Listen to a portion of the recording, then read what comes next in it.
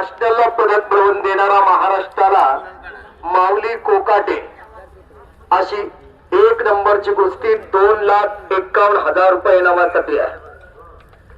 जी कुस्ती महाराष्ट्रातील अनेक मोठमोठ्या मैदानावरती मिळाली नाही अशी एक नावलौकिक कुस्ती आज 1 नंबरला लेंगरेकरांच्या नशिबाने मिळालेली आहे। म्हणून अखंड भारताचं लक्ष आजच्या या कुस्ती मैदानाकडे लागलेलं आहे।